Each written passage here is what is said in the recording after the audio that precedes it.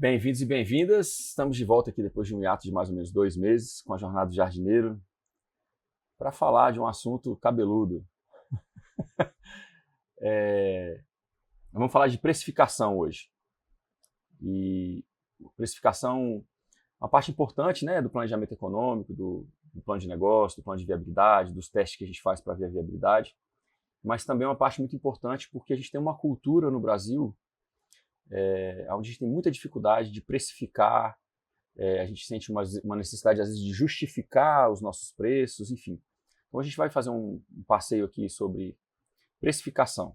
Algumas coisas práticas na ordem de como precificar ou de como pensar a precificação e algumas coisas mais, enfim, de comentário de observação crítica, ecológica e sistêmica sobre os problemas da precificação.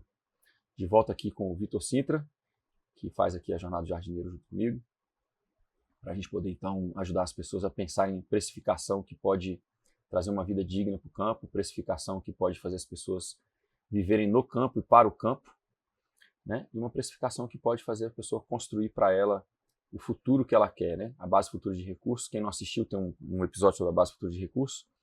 Você tem que ter uma visão muito clara de futuro e é a partir dessa visão que a gente toma algumas decisões no hoje. E a precificação faz parte é um dos elementos desse conjunto de decisão para a gente construir o futuro que a gente quer. Estou aqui com marimbondo e abelha aqui em cima de mim, gente. Então, bom dia, obrigado, velho. Fala, Eurico, bom dia, boa tarde ou boa noite para quem estiver ouvindo e assistindo a gente. Muito bom estar de volta. É realmente um assunto cabeludo e pela minha falta de cabelo, vamos tentar compensar com perguntas cabeludas. Então vamos lá. Antes de fazer a pergunta, eu queria contextualizar um pouco.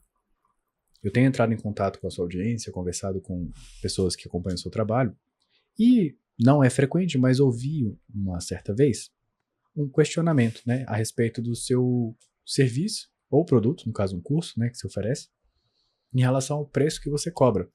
A pessoa com quem eu conversei relatou que seus produtos são caros, né? Eu queria que você conversasse um pouco mais sobre essa percepção. Primeiro, como é que a pessoa sabe que é caro se ela não sabe quanto custa para fazer o negócio? Tô brincando aqui, mas é isso, né? Tem um... Bom, tá, vamos lá. Existe uma diferença de preço e valor, né? O preço, tudo bem, um montante de dinheiro ali para alguma coisa. O valor é o que aquilo pode representar e muitas vezes vai além do montante específico, né? É por isso que a campanha do Mastercard ficou tão famosa, né? Lembra tinha a campanha publicitária do Mastercard que ficou imortalizada, né? Por exemplo, vamos supor um quadro assim, de um casal, né? Reserva no restaurante, não sei o que lá, tantos reais. 3 cursos com sobremesa e vinho, não sei quantos reais. Uma aliança de proposta de casamento, não sei quantos reais. Aí dava um montante assim, né? Aí dizia assim, um casal feliz para sempre não tem preço. Então, para todas as outras coisas, use o Mastercard, né? E as pessoas se endividando para as coisas que não têm preço, né? É um marketing muito bem feito, assim, apelativo, né? Para coisas tipo assim, não vou nem pensar no preço, isso aqui vale a pena, eu vou pagar, né? Mas eu estou trazendo a campanha do marketing no sentido de eles entenderam isso, né? O preço é uma coisa, o valor é outra, né? Então, quanto vale um casamento feliz? Quanto vale, por exemplo, uma relação muito bem desenvolvida, uma relação estável, frequente com o neto, né? Então, por exemplo, sei lá, um avô, uma avó, custeando algumas coisas ali. Claro, uma lógica dentro do sistema vigente que a gente tem. Eu teria um outro conjunto de valores que talvez não está nem ligado necessariamente com a questão financeira. Mas a precificação dos meus produtos e serviços, ela vem para honrar muito, em alguns casos, mais de 30 anos, né, de estudo. Sou uma pessoa que eu estudo frequentemente. Praticamente todo mês eu estou estudando, estou comprando novos livros. Uma pessoa que me desenvolvi em várias áreas, participei de vários cursos. Né? No nível acadêmico, fui até um dos níveis mais elevados do estudo acadêmico. E um processo, né, de autocuidado, um processo de desenvolvimento pessoal mesmo, de olhar para mim como merecedor de relações comerciais que honrem a minha história. E isso veio muito a partir do contexto holístico. Isso veio muito a partir do... Eu entrei em contato com o trabalho do Sevi a primeira vez em 2013, depois em 2014 eu comecei a estudar formalmente. Então já são aí 10 anos, né, de uma investigação muito profunda de como eu posso me valorizar e de como as relações comerciais que eu tenho acerca dos meus serviços e produtos podem construir a vida que eu quero desenhar para mim. Então, a minha precificação ela é feita em cima da vida que eu quero construir para mim. Quando a pessoa fala que o meu serviço ou o meu produto está caro, na verdade o que ela está dizendo para mim é que ela não quer ser meu cliente. E tudo bem, eu não quero que todo mundo seja meu cliente. Mas só que tem coisas que as pessoas não sabem, né? Então, por exemplo, eu atuo com um nível de bolsas muito alto. Agora estou revelando isso aqui, vai ficar a gente me enchendo o saco aqui, mas eu atuo com um nível de bolsas muito alto. Eu atuo com um desprendimento sobre o meu tempo. A partir do momento que eu faço uma contratação com uma pessoa, é muito difícil eu funcionar no relógio. A minha determinação é resolver, é prestar ajuda, prestar serviço, construir junto à visão da pessoa. Então, para que eu tenha esse compromisso, vamos colocar assim, aprofundado com a pessoa, na verdade, acaba que a minha precificação até é um pouco diluída, porque eu acabo trabalhando mais do que as horas combinadas. Mas quando a pessoa está predisposta a me valorizar desde o começo, eu também estou predisposto a doar mais do meu tempo. Então, quando uma pessoa entra para o meu ecossistema de trabalho, de consultoria presencial, ou curso presencial, ou cursos no digital, ou consultorias no digital, né, ela passa a viabilizar uma série de outras coisas que estão desenhadas dentro da minha base futura de recursos. Então, a minha precificação é para construir a minha vida. Quando a pessoa diz que eu sou caro, ela está... Tudo bem, talvez ela não seja a pessoa para trabalhar comigo. Tudo bem. Né? A gente precisa entender isso também. A gente não está aqui para atender todo mundo. E aí vem já a primeira crítica que eu tenho com relação, né, ao campo progressista e socioambiental brasileiro, que o tempo inteiro repete que não tem solução individual para problema sistêmico, mas que na hora de lidar com uma pessoa que presta serviço e produtos no mesmo campo, ela aplica o pensamento neoliberal. Ela quer que o indivíduo resolva o problema sistêmico do poder aquisitivo de uma faixa, né, de um grupo populacional específico. Então, quando a pessoa diz que o meu preço tem que ser acessível, na verdade, ela uma pessoa provavelmente do campo progressista e socioambiental, está dizendo que eu tenho que resolver no individual um problema sistêmico que é de dar poder, que é de dar acesso a todo mundo ao meu serviço, ao meu produto. Peraí, pô. Como assim? Não dá para combinar essas duas coisas dentro da mesma pessoa. Então, a pessoa precisa rever a prática. Se ela diz, né, que não tem solução individual para problema sistêmico, então ela não pode me cobrar que o meu serviço e o meu produto seja nivelado para a acessibilidade da população como um todo. É uma ingerência. Ela quer tomar uma decisão dentro do meu negócio. E assim, outra crítica que o pessoal faz, né? O Eurico está virando capitalista. Meu amigo, capitalista é quem vive de renda, quem vive de capital. Eu não tenho capital, não. Eu vivo de trabalho. Se eu não trabalhar, eu morro de fome. Então as pessoas não sabem nem o que é. Os conceitos estão todos misturados. Mas só assim, é uma precificação justa para o meu tempo de trabalho, para o meu tempo investido em conhecimento, desenvolvimento, o meu pensamento sistêmico, crítico, de todos os clientes que eu atendo, de todas as lições que eu aprendo atendendo todos esses clientes e das soluções que eu posso dar. Às vezes, em uma reunião, eu economizo vários R$1.000 para uma pessoa, porque ela tem uma série de pontos cegos que ela não vê e eu consigo ver. Então, quanto vale isso? Né? Semana passada eu atendi.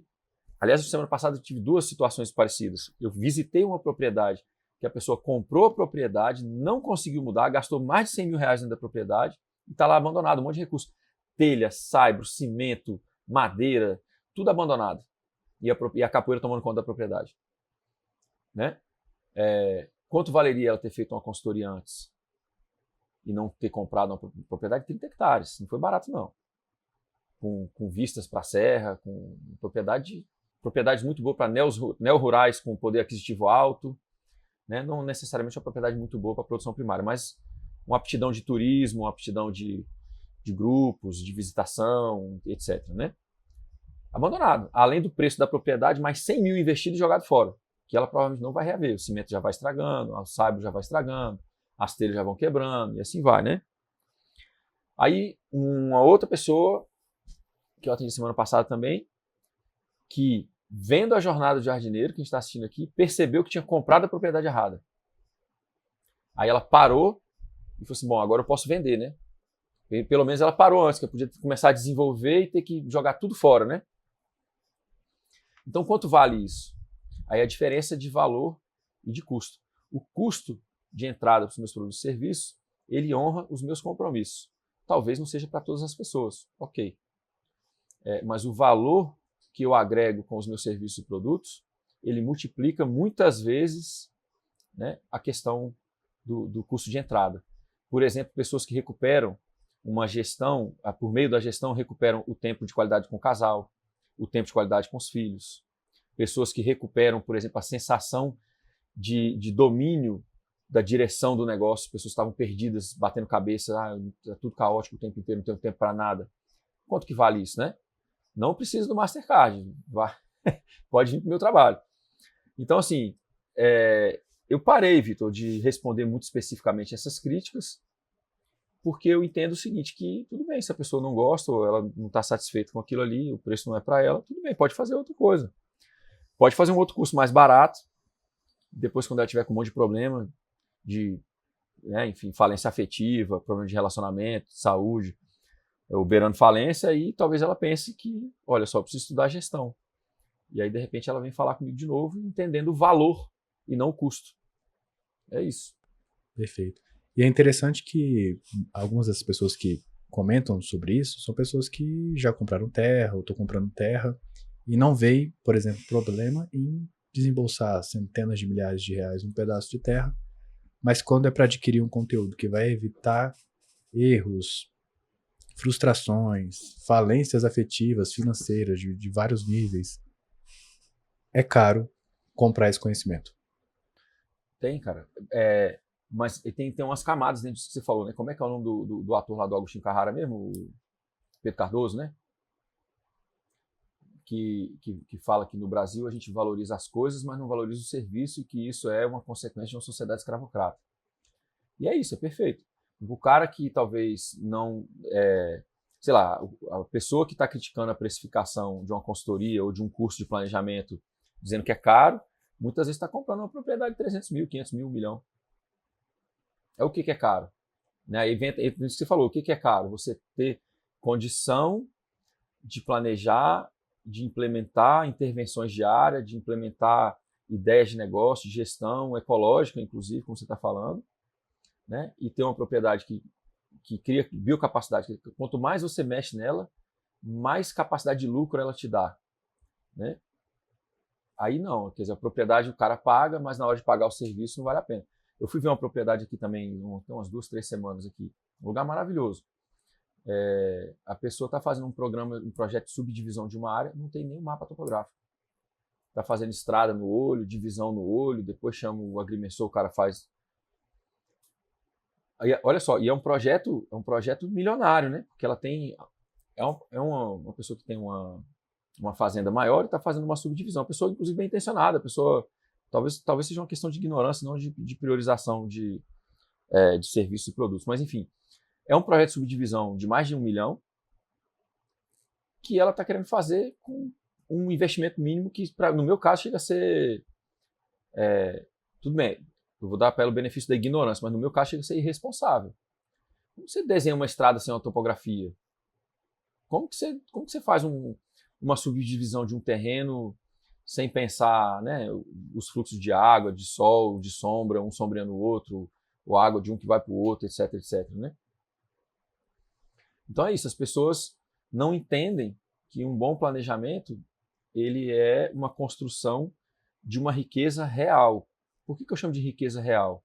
É porque além do patrimônio, é você ter dividendos ecológicos. Cada vez mais solo, cada vez mais água, cada vez mais capacidade de produção. Se a pessoa não está diretamente na produção primária, esses dividendos também se amealham, né? Também se acumulam. Por quê?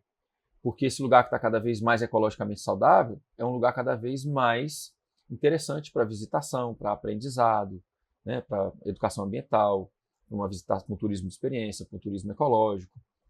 Então, quer seja na produção primária ou não, um bom investimento inicial, ele te cria dividendos. E aí os dividendos, por exemplo, se a sua gestão for holística, dividendos na camada social.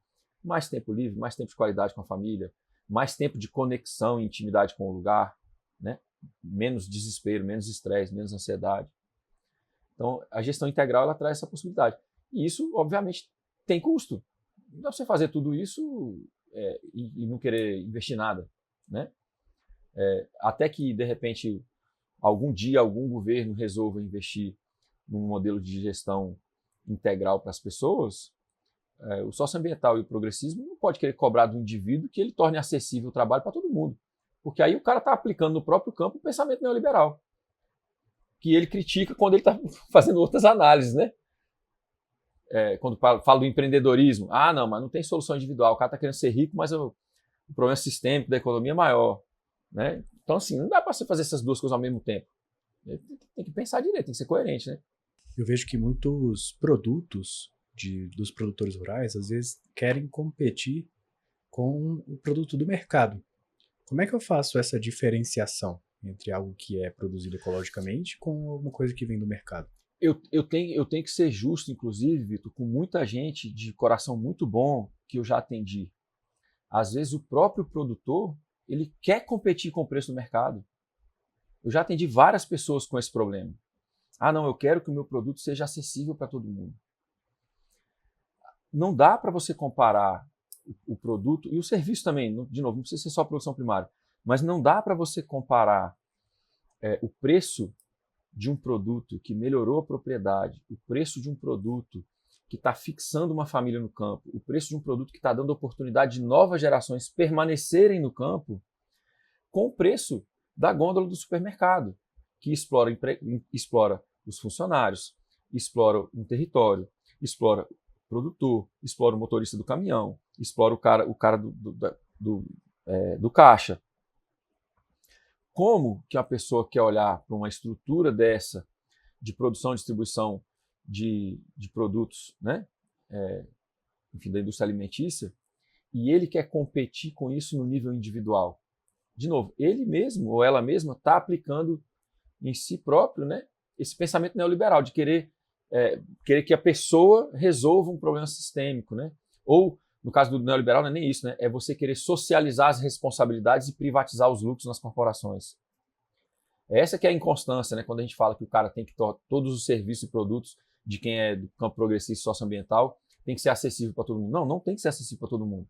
O mercado tem segmentações, tem classes sociais, tem pessoas com mais poder aquisitivo, com menos poder aquisitivo, e eu preciso protagonizar a vida, aí entrando na parte mais técnica da sua pergunta, e eu preciso protagonizar a minha precificação, que dá para mim a possibilidade de construir uma vida digna com a ética ecológica e social que eu tenho. Eu não posso querer competir o preço com o supermercado e, ao mesmo tempo, querer uma vida digna para mim, querer que os meus filhos vejam a viabilidade em ficar no campo, querer cuidar de um território, né, que está melhorando, que tem ética ecológica, que tem água cada vez mais limpa, que tem o solo cada vez mais saudável, que tem cada vez mais plantas e animais, e querer um preço super baixo. Não tem condição, né? Então, aí vem algumas ressalvas. Não é fácil, não é todo mundo que tem a mesma capacidade de implementar tudo que eu vou discutir aqui hoje, mas se você for esperar mudanças sistêmicas de cima para baixo, na atual conjuntura, você talvez vá passar a sua vida inteira produzindo no campo, ou vai ter que desistir, ou vai falir antes, e provavelmente não vai ter sucessão familiar na sua propriedade. Essas mudanças não virão de cima. Dá um exemplo aqui, o pessoal fica incomodado quando eu falo isso, mas há pouco tempo atrás, o Lula, o Haddad, o pessoal estava discutindo aí na rede como baratear o preço dos alimentos. Isso aí me dá um susto na hora que eu escuto um negócio desse, porque assim, produto barato é produto ruim. Não tem produto barato e bom. Não existe isso não, gente. A gente devia estar dizendo o seguinte, como é que a gente eleva o poder aquisitivo das classes mais baixas para que elas possam comprar produtos melhores. Porque assim, ó, uma pessoa que está sem dinheiro e vai no supermercado, ela tenta comprar o máximo de caloria pelo mínimo de dinheiro. O máximo de caloria pelo mínimo de dinheiro vai te dar calorias vazias. Miojo, arroz, macarrão, óleo de soja, tudo que faz mal, né?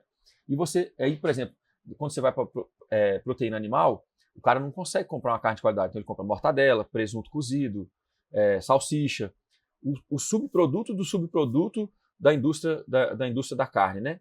Que é horrível. Como que a gente tem um governo que não está falando do aumento do poder aquisitivo de quem já está fragilizado, está falando de baixar o preço? Quando você fala em baixar o preço, o que é? É pegar o dinheiro que a gente pagou imposto, pegar esse dinheiro do erário público e subsidiar corporações para baixar o preço dos alimentos no supermercado. Ou seja, ele está participando de uma transferência de renda para os super ricos. Ele pega o imposto das pessoas pobres, dá para as corporações cada vez mais ricas, para que aquele produto chegue no supermercado com preço subsidiado. São dois subsídios, um é de qualidade e o outro é de preço do dinheiro público.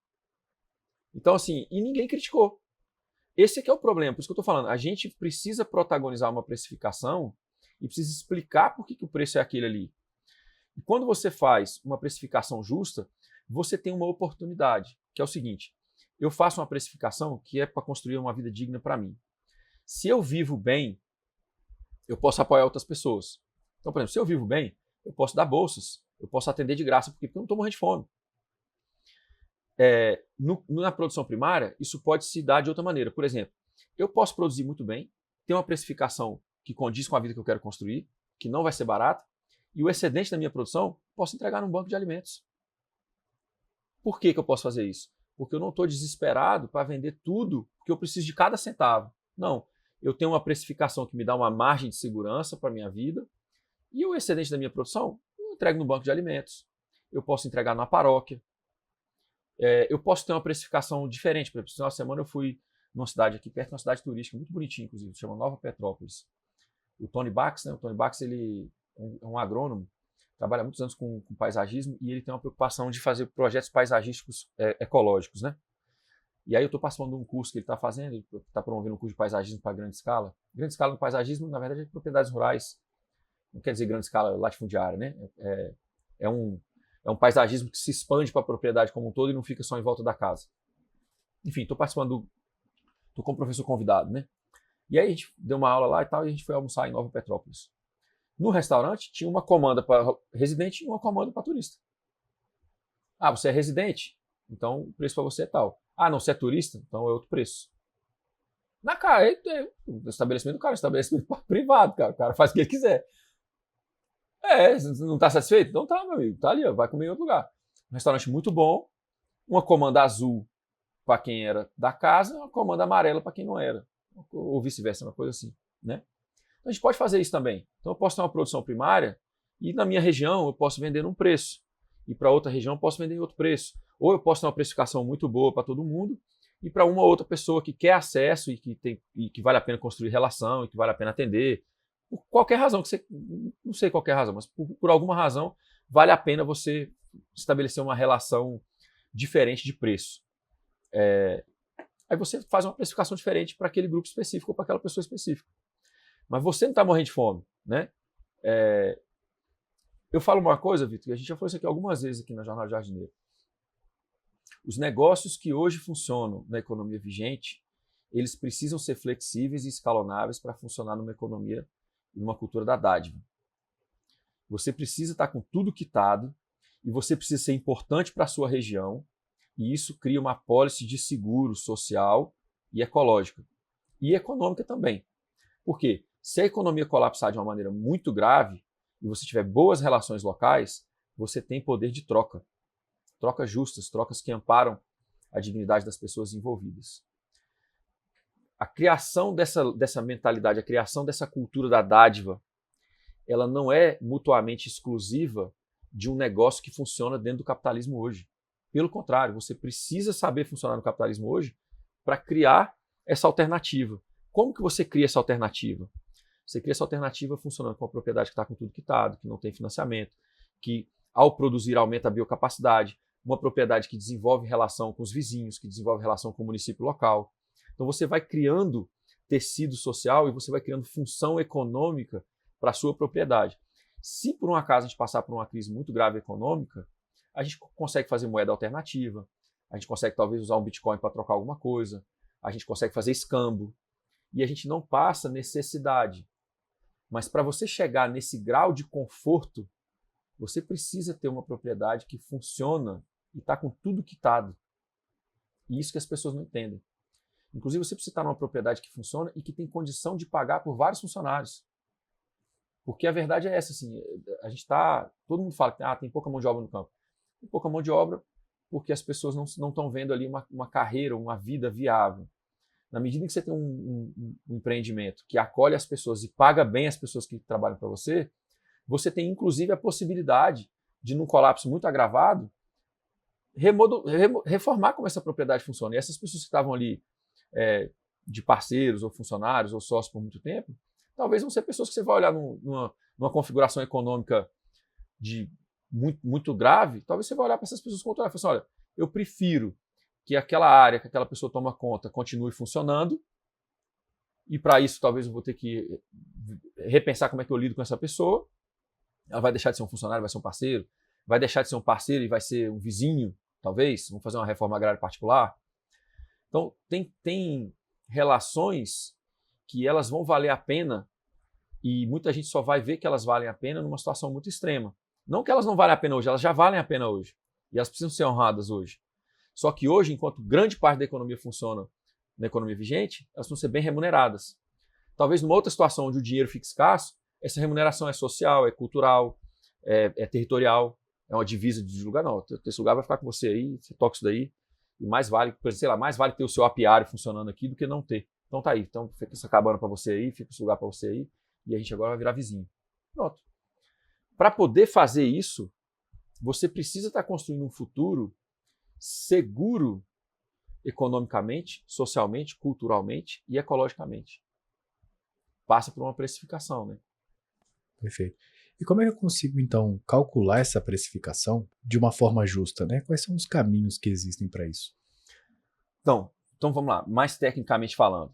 Primeiro, vamos pensar uma precificação. A gente pode pensar uma precificação a partir de alguns pontos iniciais. Primeiro ponto inicial, quanto que você gostaria de ganhar por hora? E aí você vai testar negócios, serviços ou produtos que te paguem aquilo por hora. Então vamos supor que você vai ter uma horta agroecológica, mas que você quer ganhar pelo menos R$70 por hora. Nossa, Eurico, nossa não, meu amigo. Que país você está vivendo? Precisa pagar a conta. O boleto vem todo mês. Então assim, vamos supor que é isso. Então tá, eu preciso ganhar R$70 por hora, eu vou trabalhar mais ou menos 8 horas por dia. Isso é uma pessoa comedida, né? Porque normalmente quem está no campo trabalha 12 horas, 14, 16 às vezes, né? Mas eventualmente a pessoa não tem sucessão familiar, tem problema de saúde ou tem que vender propriedade, né? Então vamos pensar uma precificação justa. Eu quero ganhar, sei lá, R$50, R$70 por hora. Vou trabalhar 8 horas por dia. Então tá. Aí você vai somando. Então, vamos fazer essa conta aqui rápido. Trabalhar 8 horas por dia, vamos botar 50 para ficar redondo. Pagar R$50 a 400. Então, 400 vezes 5, né? A semana. Vezes 3, ou vezes 30. Não, vezes 4, desculpa. Não, vezes 4, né? 2 mil por semana. Vezes 4,5. 8 mil. De novo, olha aí, ó. A gente roda em vários planos de negócio que a gente faz aqui e a gente chega mais ou menos nesse número aí, que está entre 7 e 10 mil. Então tá, eu tenho que ter um negócio que crie um faturamento bruto maior do que esses 8 mil. Por quê? 8 mil é prolabore. Eu preciso ter de 20% a 30% para reinvestir na empresa, eu preciso conseguir pagar imposto, gerar nota fiscal, provavelmente eu preciso manter um financiamento de um pequeno trator, ou de uma caminhonete, ou de um caminhão de entrega, né? E isso tudo tem que entrar nisso aí. Então, 8 mil é só o prolabore. Aí o que eu tenho que pagar? Tem que pagar a prestação do caminhão. Quanto que é? Bota lá a prestação do caminhão. Eu tenho que pagar conta de luz e internet. Bota lá. Você vai chegar num montante que ele roda na casa do quase $500 mil ou mais por ano para você conseguir fazer isso daqui. E quando eu falo isso, as pessoas caem para trás. Mas não tem jeito, é isso. Porque, de novo, é um caminhão. Mas o meu caminhão é quitado. Tá bom. E a desvalorização do caminhão? E a gasolina? E a mecânica? Tem que estar na sua precificação. Então, um jeito é esse. A gente fez aqui, montou um Prolabore, e aí vamos fazer uma precificação. Provavelmente essa pessoa vai ver que hortaliça sem beneficiamento não chega nisso. A não ser que ela tenha uma área muito grande, né? Aí, mas é interessante isso, por quê? Porque ela já começa a excluir algumas coisas. Ah, não, porque eu quero fazer um sistema agroflorestal. Tá bom, você quer um sistema agroflorestal, mas você quer R$50 por hora de trabalho? Eu não sei se vocês já contrataram, mas eu sei o preço de alguns consultores agroflorestais e estão entre os preços mais caros de diária de serviço no Brasil. Né? Tem muita consulta agroflorestal, por exemplo, que está muito mais cara do que a minha. E lida só com a agrofloresta. Não lida com gestão, não lida com planejamento de área, não lida com nada disso, né? Uns segredos da indústria para vocês aqui. Aí, vamos lá. 50 por hora, eu quero agrofloresta. Então tá bom. Então tá, vamos ver aqui. Quais produtos eu consigo produzir, beneficiar, escoar, para ganhar 8 mil por mês? Ah, tem que ter funcionário. Então tá, o funcionário tem o encargo social do funcionário. Então, um salário mínimo, um salário de mais ou menos 2 mil, pelo menos, você vai ter aí no total com encargos recolhidos e tal, uns 3 mil reais de custo para um funcionário. Básico, nível de entrada. Se for um cara que vai se especializando, você tem que pagar ele melhor, isso aumenta também. Aí o que isso me traz? Eu estou com o cenário 1, tá? O cenário que eu defini precificação a partir da hora que eu quero receber. Não é muito alto, é R$50 por hora. Um advogado cobra 500 por hora, um dentista cobra mais de 500 por hora, um juiz ganha muito mais do que isso, né? Aí a pessoa que alimenta a sociedade não pode, né? Vamos lá. Então tá, me mostra alguém que está vivendo de sistemas agroflorestais que tem um Prolabore de 8 mil. Eu quero ver essa pessoa. Me mostra, eu quero ver. Eu conheço pouquíssimos. Porque aí, de novo, qual é o cultivo, qual é o beneficiamento, qual é o valor agregado, tempo de prateleira e qual o público que você conquistou para fazer uma venda direta. Porque você não vai chegar nisso aqui com venda com intermediário. Ah, não, mas eu não quero agrofloresta. Então estou pensando aqui, eu quero talvez montar uma pousada e ter talvez aqui sei lá, uma vinícola. Beleza. 1 hectare produz mais ou menos, pelo menos 1.000 litros de vinho. Quanto que vai ser a garrafa, quanto que custa para fazer o centro de beneficiamento, quanto que custa para você contratar o cara que faz o vinho, porque né, até a gente aprender não é você que faz, alguém vai ter que fazer para você. E aí é isso. A precificação, ela invariavelmente leva a pessoa a ter que fazer um plano de negócio miniatura, que é o que as pessoas não fazem. O pessoal vai para o campo sem plano de negócio. Então, esse é um jeito. O outro jeito, se não for por hora, é talvez por um salário. Ah, eu quero um salário limpo de 5 mil. Tá bom. Um salário limpo de 5 mil, você precisa ganhar mais do que 5 mil. Você precisa ter um faturamento bruto, de novo, de 10% a 30% para reinvestir todo ano na propriedade. Você precisa conseguir pagar o financiamento, ou prestação, ou manutenção, contas né, de manutenção. Então, um jeito é, por hora, eu quero chegar a ganhar 50 por hora. Em 50 por hora a gente chegou em 8 mil. Você começa a ter que pensar qual é o tipo de horta capaz de dar isso. Talvez o cara fizer uma horta, por exemplo, com pimentas especializadas, molhos, geleias e tal, ele consegue chegar nisso. Ah, não, eu quero SAF, tudo bem. Talvez ele vai chegar num café gourmet. Aí acima do café ele vai ter um abacate, aquele abacate, né, o avocado, que tem um tempo de prateleira legal e tal. Talvez ele vá ter, por exemplo, uma indústria de óleo de abacate para pegar os abacates que não vende. Enfim, ele vai pensar uma combinação de empreendimentos para chegar nisso. Por quê? Muitas vezes você não vai chegar nisso com um empreendimento só. Mas se você pensar que você vai chegar em 8 mil para você ganhar 50 por hora e você precisa de 2, 3 empreendimentos para chegar nisso, lembre-se que você precisa tocar 2, 3 empreendimentos dentro de 8 horas de trabalho.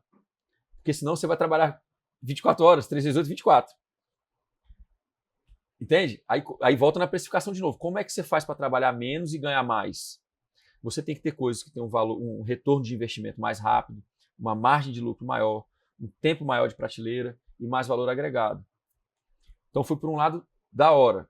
Se for pelo lado do salário, a gente pode fazer mais ou menos a mesma coisa. Olha, eu quero ter um salário de mais ou menos 5 mil, minha propriedade já está quitada, eu já tenho uma casa aqui, tá, um salário de 5 mil me banca.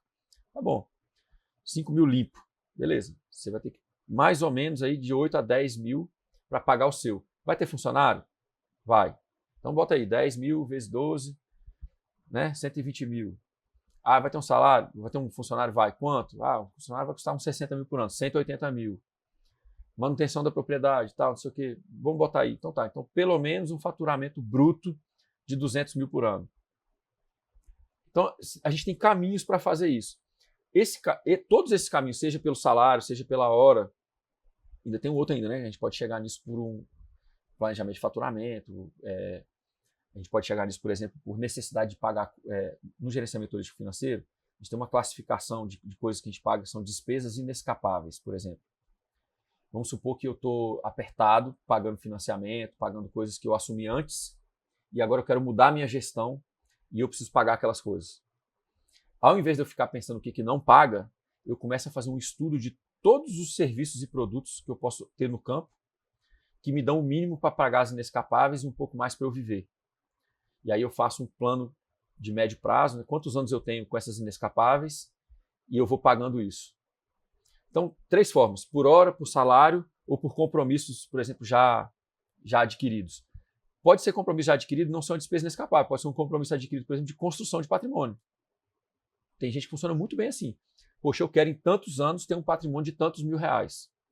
E a pessoa se coloca a fazer aquilo ali. Olha que interessante, em todos esses cenários, eu fui obrigado a fazer pelo menos um esboço de plano de negócio. E na medida em que eu chego para a ponta mais ousada, que é tipo assim, ao invés de pensar que eu estou apertado, que eu não tenho condição de pagar, e eu olho para o mundo e falo assim, como é que eu vou protagonizar os negócios que vão criar o dinheiro para eu honrar com esses compromissos? O plano de negócio vai ficando mais refinado e você vai treinando a sua capacidade de resolver isso. Claro, tem que aprender sobre contabilidade, tem que aprender sobre gestão, tem que aprender sobre marketing, tem que aprender a montar uma base de clientela, porque você vai ter que fazer venda direta, é inescapável, tem que fazer venda direta, senão você não consegue. Então, essa resposta técnica, ela é isso. Eu vou começar pela minha hora-aula, ou hora de serviço, eu quero 50 por hora. Vezes 8 horas por dia, você já chegou no salário de 8 mil.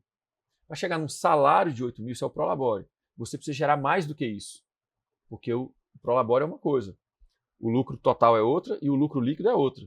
Então, para um salário de 8 mil, você precisa provavelmente colocar em cima disso, sei lá, de 10% a 20% de reinvestimento anual na propriedade, os encargos sociais, funcionários e outros compromissos que você tem. Então, você vai ver que qualquer negócio que você não comece a girar pelo menos acima de 200 mil por ano de faturamento bruto, você vai trabalhar muito por pouco. E as pessoas ficam desanimadas quando eu falo isso, porque elas têm dificuldade de enxergar esses negócios. De novo, é uma combinação de negócios, cada um tem um plano de negócio e cada um tem etapas de verificação, né? Ou o que a gente chama de produto mínimo viável. Eu vou fazer um queijo. Então, um aluno que está trabalhando comigo, além de aluno, estou fazendo consultoria para ele. Ele testou queijos de ovinos muito bons. Ele conseguiu fazer natural e ficou muito bom. É um queijo que 125 gramas custa R$100, pelo menos.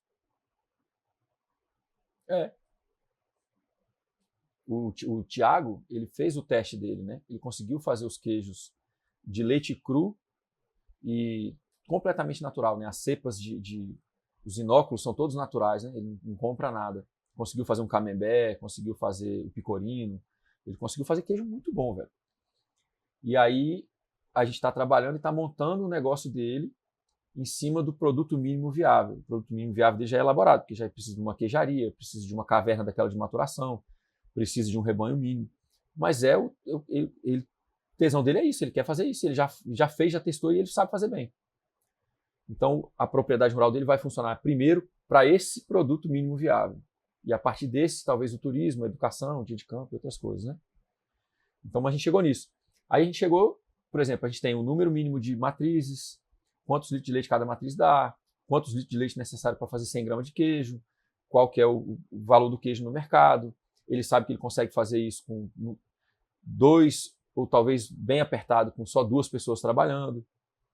Então, o plano de negócio vai se montando a partir disso.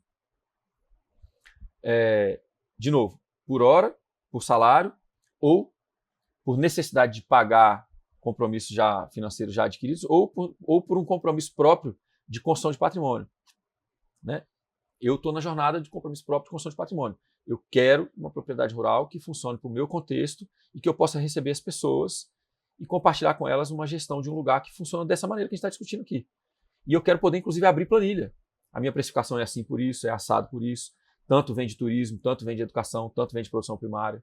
Você já falou aqui algumas vezes, mas eu acho que vale a pena reforçar, é que não adianta ser só subir o preço, né? Não é só sobre subir o preço. É sobre você conseguir comunicar essa subida de preço através do valor. Porque se você só sobe o preço, pode correr o risco de falir, porque pode simplesmente as pessoas não comprarem de você. Tá, aí vamos lá. Vamos fazer uns erros, né? Por que isso aí acontece? Isso aí acontece por alguns erros, né? Vou botar um cafezinho aqui para mim que eu paro a hora que eu quiser. Por que acontece isso aí? A pessoa começou uma precificação com erros. Por exemplo, vou fazer um ovo caipira, e aí a pessoa tem uma galinha caipira, que não tem ração, que não tem transgênico, que come, sei lá, na compostagem, resto de horta, tudo natural. Aí ele vai no mercado e vê quanto que é a dúzia de ovo orgânico. E aí ele vai e bota o preço dele igual ao do mercado. Já começou errado, porque o do mercado não é nunca igual ao dele. Então, assim, quando a gente começa, a gente tem que entender quem que a gente vai atender. Você vai atender um público alto, de poder aquisitivo alto, a sua identidade visual, a sua comunicação, a apresentação dos seus produtos, tudo tem que estar combinando com isso. Você quer atender um público médio, é outra comunicação, é outra precificação. Tal. Você quer atender o público base e ganhar no volume, é outra comunicação, outra precificação, outra identidade visual. Não tem certo e errado, só que tem um porém. Pequenas propriedades não têm volume de produção para público médio e público baixo. Pequenas propriedades, invariavelmente, tem que ter produto com preço alto, porque você não tem volume de produção. Você precisa ter um produto artesanal, de altíssima qualidade, e uma comunicação alinhada com seus clientes. Porque é a pessoa que quer pagar pelo especial que você produz. Exemplos que eu já dei aqui várias vezes, vou dar de novo. Por que os queijos franceses são caros? É uma região que produz vários tipos de queijo, né? Os Alpes franceses, as propriedades familiares francesas. O produtor precifica para bancar uma vida. Você já viu como é que vive um agricultor francês? O cara vive bem, meu amigo. O cara vive num lugar maravilhoso, com uma vista maravilhosa, tem carro bom, tem casa boa, entendeu? Aí, os lugares que a gente celebra a culinária são lugares onde a agricultura familiar historicamente viveu bem. Agora tá ficando difícil para todo mundo, no mundo inteiro, mas se a gente for fazer comparações econômicas entre Brasil, a agricultura familiar brasileira e a francesa, a italiana, portuguesa, espanhola, japonesa, a gente está muito atrás. Está ficando difícil para eles, mas a gente está ficando difícil. A gente já está vivendo difícil desde 1500. Mas vamos lá. O queijo é especial porque ele vem de um terroir, ele vem de uma região específica, uma cultura, uma receita familiar. Ele comunica isso. E os chefes de cozinha querem aquela coisa, aquela experiência única. Então o cara vai comprar pela característica peculiar daquele produto, seja o vinho, seja o presunto, seja o queijo, seja lá o que for. A gente precisa pegar isso e trazer para a pequena propriedade e fazer isso. Ah, mas você tem vários hectares. Ah, tudo bem, talvez você consiga trabalhar com um produto em preço mediano ou baixo, porque você ganha no volume. Mas se você tem uma pequena propriedade, você não pode começar a precificação errada, que é isso que eu estava falando. Ah, quanto que é um café, sei lá, um café, entre aspas, gourmet no mercado? Ah, eu vi lá o café, sei lá. Aí o cara vai, não, então tá, então eu vou botar o meu aqui a 20, 25. Não, cara. Aquilo é um café de uma empresa que compra de todo mundo, que é nível nacional. Não, pô. Você vai vender o seu a R$60. Ah, mas aí não vende. Você não testou. É o que eu falo para todo cliente meu. Porque eu falo, essa dinâmica que a gente está fazendo aqui, ela acontece direto, né? Ah, não, mas aí não vende. Eu falo assim, mas por que não vende? Você já testou? Não, não testei. Então como é que você sabe que não vende? Você não testou? Cara, e tem umas camadas aí que eu não gosto de entrar nelas, né? Porque eu não tenho talento para ser guru, que eu sou uma pessoa cheia de defeito. Mas assim, tem uma coisa que é do desenvolvimento pessoal. A pessoa não se acha merecedora. E não tem como resolver isso. Assim, não tem como resolver isso sem abordar questões psicológicas mesmo, de cura mesmo, pessoal. A pessoa tem que se achar merecedora para conseguir cobrar um preço bom pelo produto dela. Eu tenho um casal também de clientes que eu já atendi, né? Não posso dar muito detalhe, porque senão revela as coisas. Mas enfim, tinha um produto que eles vendiam e aconteceu exatamente isso. Eles começaram numa precificação baixa. Conseguiram uma clientela e tal. Eu falei, ó, esse produto de você está pelo menos 2 vezes mais barato que ele deveria estar. Ah, mas aí como é que eu vou fazer? Não tenho coragem de subir o preço tão rápido assim. Aliás, eu já fiz isso algumas vezes, não foi só com um cliente, não. Pessoal, faz o seguinte, então, cria um novo rótulo, cria uma nova embalagem e faz o mesmo produto e dobra o preço dele. Eurico, mas isso não é desonestidade. Não, não é desonestidade, não. Você bota lá no mercado lá e vê qual que as pessoas preferem. Aí ela foi e botou lá na loja dela lá os 2 produtos. A mesma coisa, dentro estava a mesma coisa. Aí ela dobrou o preço e o outro manteve no preço que estava. O que dobrou o preço passou a vender mais. O que provou para ela? As pessoas estão dispostas a pagar mais por produtos que elas reconhecem como bons para elas. É um acordo comercial, é comum fazer isso, não tem problema. O que mostrou para ela? Que ela começou num segmento mal precificado. Ou seja, ela começou já 50% para baixo do que ela poderia ter feito. Quando ela fez um reajuste, ela viu que ela poderia ter começado bem melhor. Se você começa com medo de precificar direito, você fazer uma rampa e chegar num preço que te garante uma vida digna, que foi a sua pergunta, é muito difícil. Porque as pessoas começam a se sentir traídas. Poxa, mas eu estava pagando 20 ano passado, agora você está querendo cobrar 35? Não, eu vou comprar outro café. Agora, se ela começou a comprar o seu café a 35, ela não se sente traída. E você não enganou a pessoa. O que você fez, você precificou mal e agora você precisa precificar melhor, né? Então, de novo, o jeito que a gente precifica tem que levar em conta toda a cadeia de produção, tem que levar em conta a remuneração que a gente quer dar para a gente, para as pessoas envolvidas, remunerações justas, inclusive, né? Defendo muito isso, que todo mundo tem que ser bem pago. E aí você começa melhor nessa precificação. Quando você começa melhor, é mais fácil você ir ajustando o preço pouquinho, mas já num patamar que já te garante a vida que você precisa. Então, eu já fiz isso, por exemplo, com outros clientes também, a mesma coisa. É um produto, não vou falar o produto, porque senão a pessoa vai descobrir quem é, mas enfim. Era um produto X, e aí eu sentei, acompanhei e fui fazer as contas. A pessoa estava trocando dinheiro, 6 por meia dúzia. Quando levou em conta todos os insumos, todas as horas de trabalho, tudo que ela fazia e o rendimento que ela tinha, aquele produto ali estava empatando. Ou seja, trabalhava pra caramba e só empatava. Não, você precisa dobrar o preço. Aí a mesma reação, mas não dá para dobrar o preço. Ninguém vai aceitar isso. Eu falei, faz formato diferente, apresentação diferente, marketing diferente, mas faz com a mesma quantidade de insumos. Você não pode trocar a quantidade de insumos, senão você vai embananar a sua contabilidade.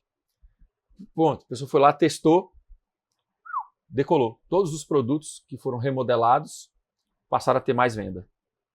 Isso prova direto frequentemente, que na venda direta, se você comunicar a procedência do produto, se você conseguir comprovar que aquele produto é realmente bom, tem um valor nutricional e aquilo ali é artesanal, tem características peculiares que não são comuns, você vai encontrar o público que vai comprar aquilo ali.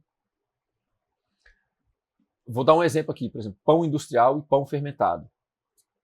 A pessoa vai comprar pão na padaria todo dia. Eu chamo de biscoitinho de glifosato. Pãozinho de sal que a galera compra na padaria é biscoitinho de glifosato, né? Porque os caras batem o glifosato no trigo. E aquele pão não tem fermentação nenhuma, né? Bate ali para criar o ar nele e ele é uma caloria vazia. Aliás, antes fosse uma caloria vazia, ele é uma caloria com glifosato. Ou seja, é um pão cancerígeno. Não é à toa que várias pessoas estão com problema de síndrome do, como é que fala? Do intestino irritado, né? Porque o trigo que está vindo, o trigo está na pizza, o trigo está no pão, o trigo está num monte de coisa, ele está vindo com glifosato. E o glifosato é um antibiótico fortíssimo, então ele mata a microbiota interna. Além disso, enfim, não vou sair nessa tangente aqui não.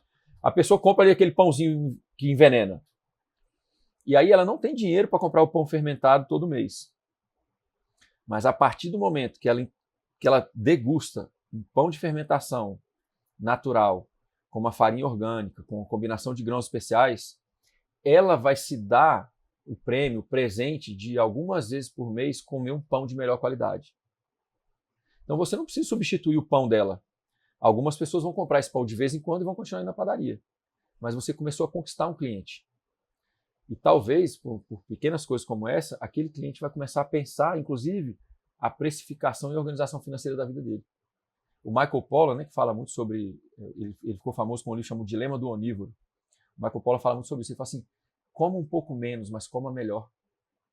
Claro, ele está nos Estados Unidos. Ele está nos Estados Unidos e tal. A gente tem que ter cuidado para trazer isso para o Brasil, porque tem muita gente que está passando fome. Mas com a ressalva de quem já está com a dieta básica garantida, né? e com a ressalva de que muita gente que está tendo um poder aquisitivo baixo está com sobrepeso, você pode comer menos calorias e investir um pouco mais na qualidade do seu alimento. Um pouco menos de caloria e um pouco mais de valor nutricional. Então, talvez a precificação do seu pão, por exemplo, vai levar a pessoa a pensar o financeiro da vida dela. Pô, eu não quero ficar pagando para me envenenar na padaria, eu quero poder pagar para comer um pão bom. Eu vou organizar minha vida porque eu mereço isso aqui, eu quero ir atrás disso aqui. Então, tem várias reações em cadeia que uma boa precificação dispara. E elas estão ligadas com a saúde do território, a dignidade das pessoas envolvidas na cadeia de produção e a integralidade, a honra mesmo do produto final que está entregue. Você está entregando um produto puro, você está entregando um produto artesanal, que todo mundo que está envolvido naquela cadeia foi honrado. É diferente você ir no mercado, comprar um pão branco lá cheio de veneno dentro. Então, a precificação às vezes dispara essas coisas todas, né? Aí a segunda parte da sua pergunta anterior, né? O problema da precificação e como que corrige. Corrige, por exemplo, criando uma nova linha de comunicação. E, obviamente, buscando melhorar a sua comunicação e o seu produto. Por exemplo, o Gabe Brown, que é um produtor rural americano, ele criou uma empresa de certificação. Eu não curto muito certificação, mas ele criou uma empresa de certificação porque ele trabalha com semente crioula, ele trabalha sem veneno, ele trabalha com vários tipos de pecuária, com vários tipos de lavoura e com vários tipos de hortaliça, tudo com semente tradicional e sem veneno. O pessoal copia, ele no Brasil copia só a parte que estou diminuindo o veneno. O cara não usa mais veneno. Inclusive ele fala, meu amigo, eu não quero depender de corporação nenhuma. Eu quero ser autônomo sobre a minha produção. Ele é um cara da grande escala, né? Mas o Gabe Brown faz uns negócios que são muito interessantes. Por exemplo, ele mandou o ovo dele para uma análise laboratorial com relação à densidade nutricional. Pegou o ovo dele e falou assim, meu amigo, eu quero saber o que tem de vitamina, o que tem de ácidos graxos, o que tem de tudo. Eu quero saber tudo que tem aí dentro. E eu quero saber o que tem nesse outro ovo aqui. Ó. Pegou um ovo comum do mercado. Supostamente orgânico. Mandou para lá. Aí ele tem a transparência na comunicação com os clientes dele. Ele falou assim, tá aqui, ó, análise laboratorial. O meu ovo tem 30% mais nutrientes do que esse outro ovo aqui. Então ele tem que ser pelo menos 30% mais caro. Então assim, quando a gente quer corrigir uma precificação que foi feita errada, entra também numa jornada de autorresponsabilidade. Como que eu comprovo que o meu produto ou o meu serviço, de fato, melhora a economia local, melhora a ecologia local e melhora a vida das pessoas, a saúde, a qualidade de vida, enfim, a nutrição delas.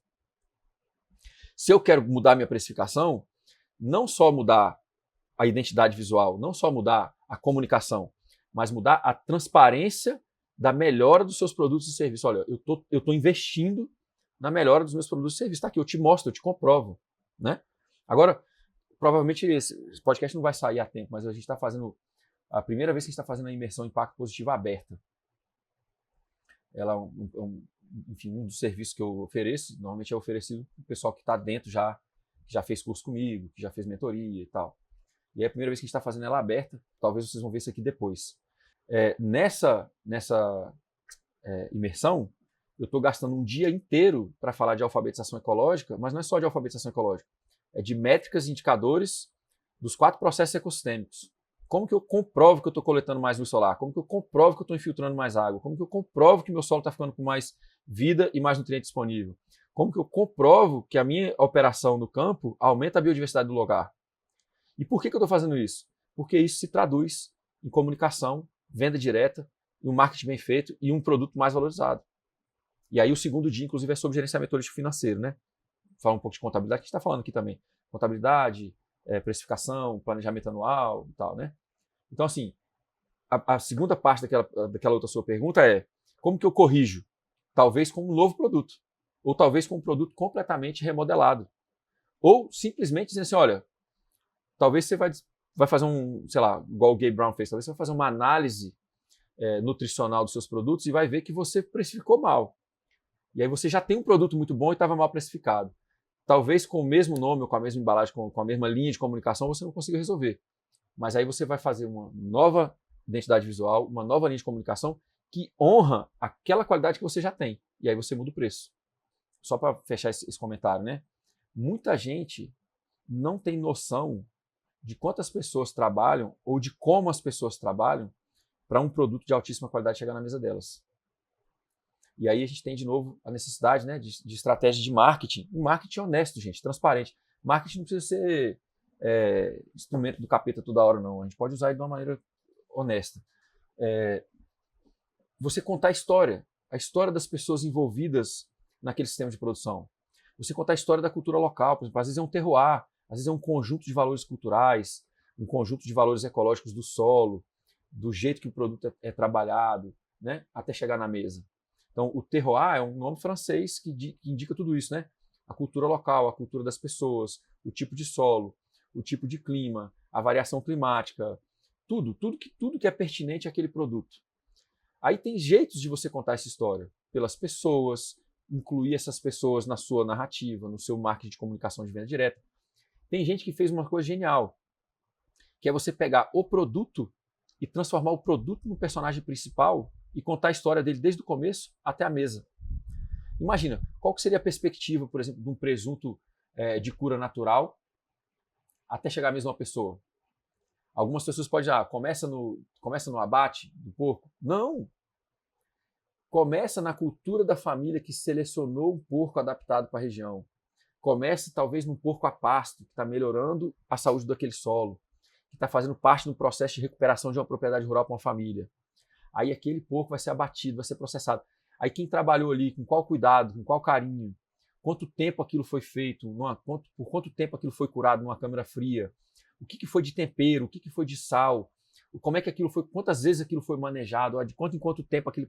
Aí o presunto conta a história, até chegar na mesa da pessoa. Aí você vai chegar num presunto, que é isso, né? 100 gramas, 200 gramas, R$30, R$40, R$50. É caro, para voltar no jeito que você abriu a nossa conversa hoje, é caro ou aquilo tem um valor? Caro talvez seja o valor monetário específico. Mas e o valor que aquilo tem? Quantas pessoas estão vivendo bem? Qual o tamanho da área que está sendo recuperada com aquilo? A economia local, né? Quanta gente envolvida naquilo ali, até chegar naquilo ali. Então essa é a diferença. Se você comunica o preço, você está comunicando só um montante. Agora, qual o valor daquilo? Quando a pessoa compra aquilo, o que ela está participando? De repente ela está participando no projeto de recuperação de uma área, está participando de um projeto, por exemplo, de reflorestamento de uma área, que pode ser feito inclusive usando suínos. De repente ela está participando de um projeto de capacitação de jovens de cultura agrária que estão passando aquela fazenda ou aquele sítio que está fazendo aquilo ali tudo. Aí ela falou, mas eu estou participando disso aqui tudo por esse preço? Aí mudou a perspectiva, né? Poxa, agora eu vou comer isso aqui com muito mais vontade ainda, né? Além de gostoso, eu ainda faço parte de tudo isso. Então, assim, isso precisa ser feito, essa coerência, esse marketing precisa ser construído desse jeito, né? E muda. Muda a precificação, muito mais facilmente. Desculpa. E a minha última pergunta, Eurico, é quais são os sintomas de que eu preciso mudar a minha precificação logo? Isso foi sacando com a galera agora, né? Gente, você está se sentindo sem tempo? Você está sentindo que a sua propriedade está desgovernada, numa espiral sem controle? Você está tendo dificuldade para agendar compromissos familiares de qualidade de vida? Você está tendo dificuldade para comprar as ferramentas necessárias? Você não tira férias? Não acha nem possível tirar férias? Você talvez já tenha relacionamentos falidos ou está num relacionamento que está com dificuldades extremas porque você não tem tempo, está sempre cansado, estressado. Tudo isso são sintomas de uma precificação mal feita. Dói, né? Seu filho não consegue te ver, você não consegue ver seu filho jogar bola, você não consegue ver sua filha dançar, você não consegue dançar com a sua filha, jogar bola com seu filho. Você olha para a sua propriedade e você vê que seu filho, sua filha não tem interesse nenhum em ficar ali. Quando seu filho, sua filha chega perto de você, você está trabalhando na propriedade, você tem a presença, a paciência e o amor de acolhê-los nas suas tarefas para plantar a sucessão familiar, ou com toda vez que eles vêm você está estressado e aquilo ali é um problema para você. Isso é precificação. Quando você olha para o seu filho, para sua filha e para a propriedade, você vê que você está entregando você vê a capacidade de entregar uma propriedade capaz de viabilizar a vida deles, ou você se preocupa com o futuro deles porque a propriedade não tem segurança econômica. Isso é precificação. Por isso que eu acho que você foi sacando, porque enfim, mas é isso, é real também. Acho que é válido a gente fazer essas provocações. É isso. para muitos clientes, eles só entenderam a precificação quando eu falei para eles assim, olha, quando você está com a precificação ruim, as primeiras pessoas que pagam o preço dessa precificação são os seus cônjuges e os seus familiares. E por que eu falo isso? Porque eu podia falar que a primeira pessoa que está pagando, na verdade, é ela, né? Porque muita gente, pelo cônjuge, pelo filho, vai corrigir, e por ela mesma não corrige, porque tem um problema de desenvolvimento pessoal, tem um problema de trauma, tem um problema de criação, tem um problema de, enfim, né? Que precisa ser curado, que é um problema de autoestima, que a pessoa não faz por ela. Mas quando você se joga numa relação onde você realmente ama outras pessoas, ou às vezes até o amor pelo território também, né? Você mostra para ela que a precificação vai dar para ela a capacidade de expressar aquele amor com muito mais eficiência. Não adianta você amar seu filho e não ter tempo para ele. Não adianta você amar sua propriedade e usar glifosato. Não adianta você amar sua esposa ou seu marido e não ter saúde mental e emocional para ter uma relação afetiva saudável. Então, a precificação faz parte da solução disso aí. O tempo que você está trabalhando para o seu projeto, ele deve criar uma vida saudável com seus entes familiares, com você mesmo, com o seu território. Claro, junto com isso entra uma gestão integral, uma visão de futuro bem delineada, métricas e indicadores ecológicos bem específicos para você saber que você está cuidando da propriedade também. E aí a gente pode colocar outra coisa, né? Métricas e indicadores dos relacionamentos. Poxa, quanto tempo eu estou conseguindo passar com os meus filhos e com a minha esposa com saúde, com presença? Eu realmente estou ali tranquilo. Isso pode ser anotado, isso pode virar métricas e indicadores do seu empreendimento. O meu empreendimento precisa gerar renda o suficiente para eu poder tirar o final de semana para estar com a minha família tranquilo. Então, é precificação, mas junto com a precificação tem a gestão, um posicionamento aí mais integral, né? Mas a precificação é um dos elementos centrais. Se você está se sentindo sem tempo, exaurido, sem tempo de se cuidar, sem tempo de fazer coisas importantes para você, se você um dia jogou bola e hoje não joga mais, se você um dia dançou e hoje não dança mais, tocou um instrumento e hoje não toca mais, você tem que se perguntar por quê. Por que essas coisas sumiram da sua vida? Por que você está sem tempo para você mesmo e para as pessoas que você ama? E você precisa ser capaz de ter uma autoestima e um processo de cura para você conseguir botar uma precificação que paga a vida que você quer levar, né? E é fundamental isso daí. As pessoas precisam entender que isso não é você ser materialista, mercantilista, capitalista. Não. Isso é você protagonizar a dimensão econômica da sua vida para você conseguir ter uma vida equilibrada no econômico, no ecológico e no social. Fundamental. Acho que essa pergunta foi muito boa, viu, Vitor? Obrigado. Com essa pergunta eu me sinto que nem aqueles advogados, sabe? Que tá fazendo pergunta para o réu. Sem mais perguntas. Cesse o meu caso aqui, né? É isso. Muito bom. Pois é. Mas aí encerro mesmo. Agradeço de novo as suas respostas. Obrigado por dispor aqui e responder com tanta profundidade. E agradeço quem ficou até aqui também assistindo. Até a próxima, Eurico. Vitor, muito obrigado. Gente, foram 2 meses aí de ato com algumas produções, né? Eu gravei com o Bjorn, que é um produtor rural sueco, a gente falando sobre a seleção genética de rebanho, voltado para quem quer autonomia. Gravamos com o Walter, gravamos com o Jorge da Ameríndia, gravamos com um monte de gente, então saiu muita coisa nesse intervalo aí que a Jornada do Jardineiro ficou um pouco pausada, mas a gente trouxe outras coisas para vocês, né? A gente está retomando aqui devagarzinho, com perspectivas agora no futuro de dar um foco aqui nesses vídeos semanais, nesse formato ou em outros formatos, mas que tragam informações para vocês poderem melhorar a vida de vocês no campo e trazer essa integralidade. A gente precisa viver com integralidade. A dimensão econômica, ecológica e a social precisam estar equilibradas, tá? De novo, clica aí no sininho, se inscreve no canal, comenta, manda para outras pessoas. Parte da promoção do trabalho que é feito aqui depende da participação de vocês, da curadoria de vocês, tá? Um abração, gente. Valeu!